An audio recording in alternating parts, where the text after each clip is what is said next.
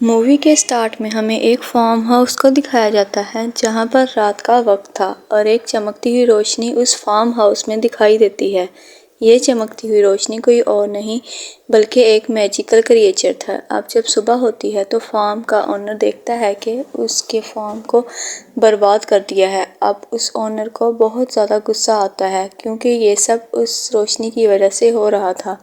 Farm का owner अपने तीनों बेटों को बुलाता है और कहता है कि अब तुम तीनों को इस फार्म की पहरेदारी करनी होगी। और यहीं पर ओनर के सभी छोटे बेटे जॉन को देखते हैं।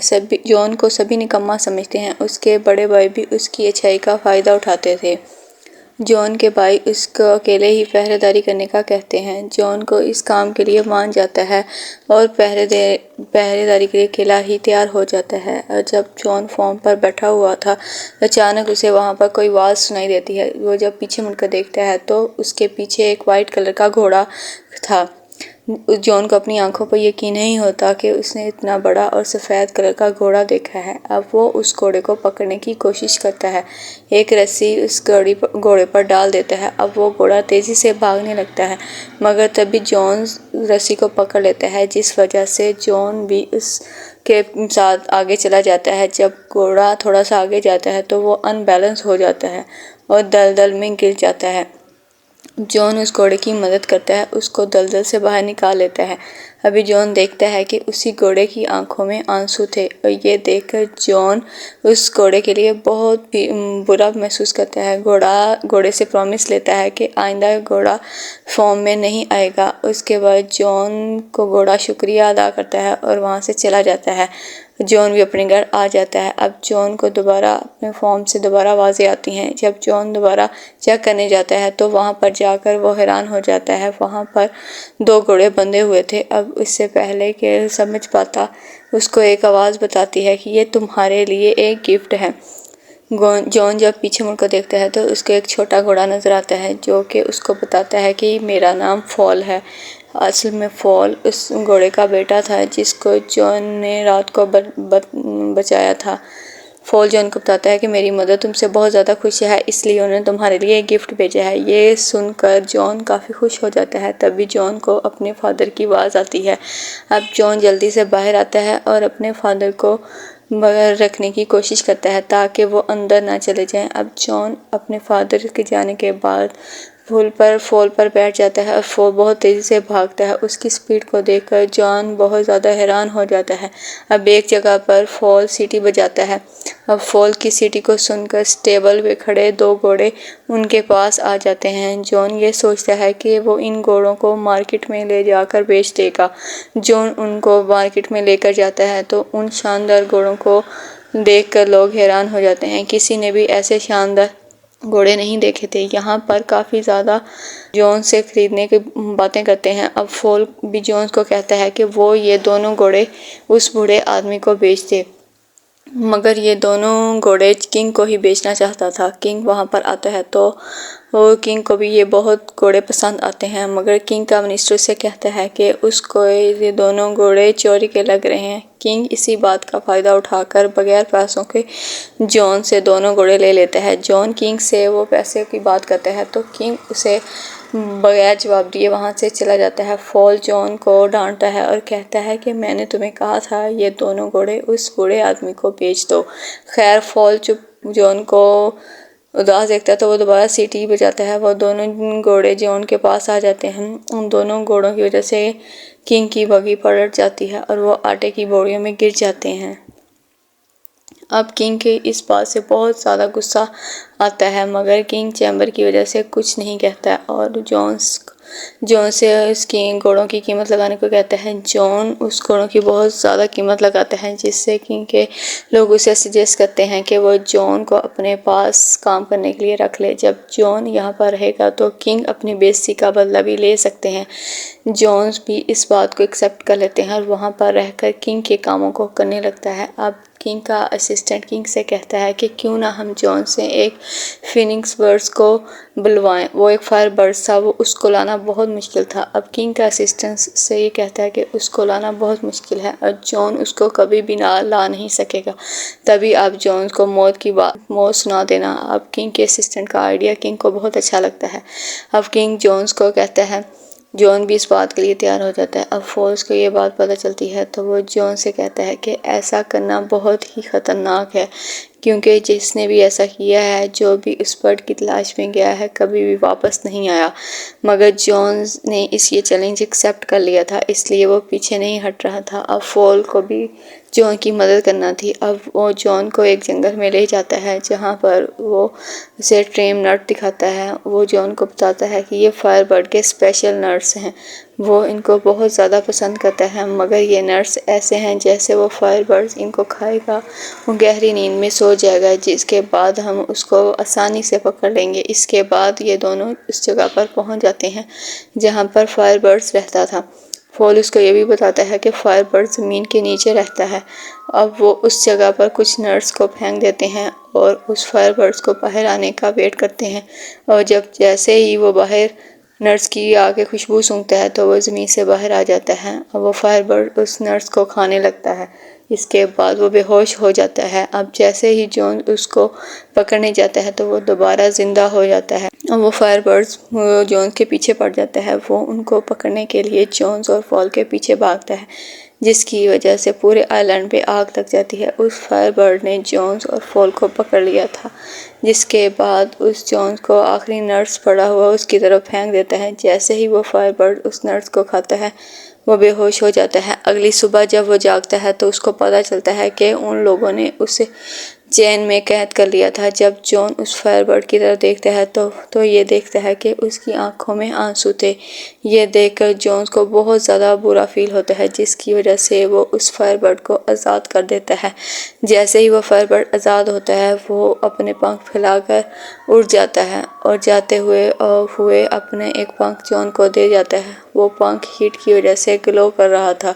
फॉल जॉन को कहता है कि किंग अब तुम्हें नहीं छोड़ेगा। अगर जॉन फॉल को कहता है कि अगर शायद वो इस पंख को ये यकीन दिला दे कि उन्होंने फायर बर्ड को पकड़ा था, तो वापस किंग के पास जाता है तो किंग जॉन की किसी भी बात पर यकीन नहीं करता। अगले ही दिन जॉन की मौत की सज़ा सुना देता है और मौत के लिए लाया जाता है। वो पंख निकाल कर सबको दिखाता है और वो पंख अब ग्लो नहीं कर रहा था। किंग जॉन को मारने का कहता है। जब किंग जॉन को मौत की सज़ा देने लगता है तभी वहाँ पर फायर बर्ड्स आ जाते हैं, जिसको देखकर सभी हैरान हो जाते हैं और वहीं पर इकट्ठे लोगों की बातों पर यकीन आ जाता है, जिसकी वजह से अब किंग को जॉन्स की सज़ा ख़त्म करनी पड़ती है और साथ ही जॉन्स को किंग प्रमोशन दे देता है। इस बात पर किंग उस पर और भी गुस्सा होता है। वो अपने मिनिस्टर को कुछ और प्लान सोचने का कहता है। वो बहुत ज़्यादा सोचने के कहने के बाद किंग का मिनिस्टर उसे एक आइडिया देता है। वो कहता है कि क्यों ना हम इस बार जॉन्स को एक नाम की प्रिंसेस को लाने भेजें। पहले तो जॉन इस बात पर कामयाब नहीं होगा। अगर वो ऐसा कर लेता है तो इसमें आपका ही फ़ायदा है। आप उस प्रिंसेस से शादी कर लेना, दोनों ही तरफ ही आपका फ़ायदा है। किंग को यह आइडिया बहुत ज़्यादा पसंद आता है और वो जॉन्स को इस मिशन पर भेज देता है। अब जॉन उस 7 माउंटेन पर पहुंच जाता है जहां पर वो प्रिंसेस रहती थी। वो देखता है कि माउंटेन बर्ड अंदर जाने का रास्ता बहुत मोटी बर्फ़ से बना हुआ है, जिसको तोड़ना बहुत ही मुश्किल था। तभी अचानक से वहाँ पर फायर बर्ड्स का एक पंख उड़कर आता है और उस बर्फ़ के दीवार पे लग जाता है, जिससे वह दीवार टूट जाती है, जिससे वहाँ पर एक पानी का सैलाब आ जाता है। फॉल उसमें बहकर नीचे गिर जाता है और एक स्नोफॉल की तरह माउंटेन से नीचे गिर जाता है। जॉन अब कैंसर के अंदर जाता है और वहाँ पर बहुत सारी लड़कियाँ नज़र आती हैं। वो सभी लड़कियाँ सो रही थी। अब उनमें से असल प्रिंसेस कौन सी थी ये जानना बहुत मुश्किल था, लेकिन वो इस फायर बर्ड्स का एक पंख आकर एक लड़की के पास आ जाता है, जिससे जॉन ये समझ जाता है कि ये वही लड़की प्रिंसेस है। जॉन उस लड़की की खूबसूरती को देखकर हैरान हो जाता है। उसको बताता है कि उसके किंग उससे शादी करना चाहते हैं, मगर वो लड़की जॉन से कहती है कि अगर तुम्हारे किंग इतने ही बहादुर होते तो वो मुझे यहाँ खुद लेने आते। और वो ये कहकर प्रिंसेस पहाड़ से नीचे कूद जाती है। जॉन भी अपनी जान की परवाह करते हुए उस प्रिंसेस के पीछे कूद जाता है। अब फॉल उन दोनों को वहां पर बचा लेता है और दोनों को अपने ऊपर बिठाकर आराम से नीचे ले आता है। फॉल जॉन को देखकर ये समझ गया था कि जॉन प्रिंसेस को पसंद करने लगा है। फॉल उसको समझाता है कि अगर ये बात किंग को पता चल गई तो तुम्हारे लिए मुसीबत और भी ज़्यादा बढ़ जाएगी। ये यहाँ पर प्रिंसेस भी सब बातें छुप कर सुन लेती हैं। प्रिंसेस को भी ये लगता है कि वो शायद जॉन को पसंद करने लग गई है। इसके बाद वो किंग के पास वापस जाते हैं। वहाँ सभी लोग इतनी खूबसूरत प्रिंसेस देखकर हैरान हो जाते हैं। अब किंग जब जॉन को जिंदा देखता है तो उसको गुस्सा तो आता है, मगर किंग के आदमी उसको समझाते हैं कि इसमें उसका ही फ़ायदा है। अब वो लोग जॉन्स को प्रमोट भी कर देते हैं, मगर जॉन इन सब से ज़्यादा खुश नहीं था। उसको प्रिंसेस की फिक्र थी। अब वो छुपकर प्रिंसेस के पास जाता है। इससे पहले कि प्रिंसेस को कुछ बताए, किंग के लोग आकर प्रिंसेस को वहाँ से ले जाते हैं। अब किंग प्रिंसेस को शादी के लिए प्रपोज करता है, मगर प्रिंसेस उससे कहती है कि वो एक शर्त पर शादी करेगी। अगर वो प्रिंसेस को वो रिंग ला कर दे जो उसकी दादी थी। वो रिंग एक समुद्र में गिर गई थी।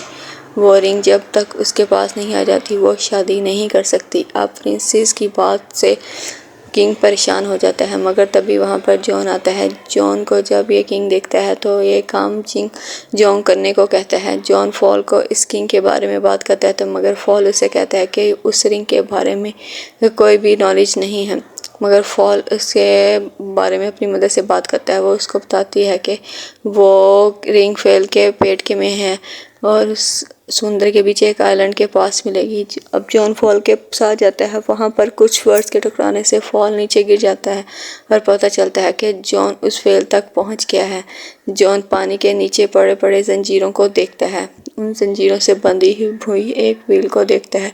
जब जॉन पानी से बाहर आता है तो फॉल उसको बताता है कि ये पूरा आइलैंड ही असल में वो व्हेल है। जब इसके बारे में उस मर्द ने बताया था, वो उस व्हेल से पूछता है कि ऐसा उसके साथ किसने किया। व्हेल जॉन को बताती है कि उसके गलती से कुछ शिप्स को निगल लिया था, इसीलिए वहाँ पर सेलर्स ने उन व्हेल को कैद कर लिया है।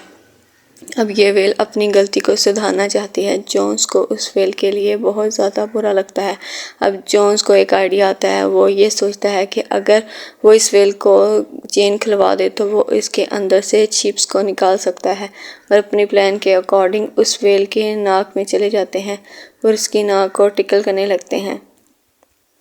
तभी उसी व्हेल को बहुत बड़ी छींक आती है और उस सभी छिप उसके अंदर से बाहर आ जाती हैं, जिसके बाद वो ये समुंदर दोबारा समुद्र के अंदर चली जाती है। उस व्हेल के जाने के बाद वो रिंग याद आती है। जॉन उदास हो जाता है। जॉन व्हेल अब जा चुकी थी। तभी वहाँ पर एक क्रैब रिंग को लेकर वहाँ आ जाता है। वो जॉन को बताता है कि ये व्हेल ने उसके लिए भेजी है, क्यों व्हेल दिल की बातों को जान लेता है।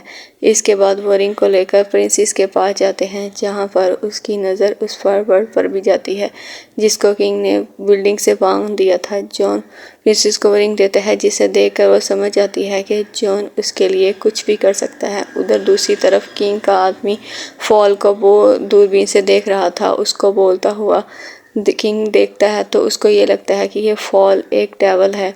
वो सभी लोग वो फॉल को पकड़ने जाते हैं। इसी दौरान किंग भी उठ जाता है। जब वो फॉल को प्रिंसेस की विंडो पर देखता है तो फॉल को शूट कर देता है और जॉन जहाँ चाह कर भी उसे बचा नहीं जा सकता।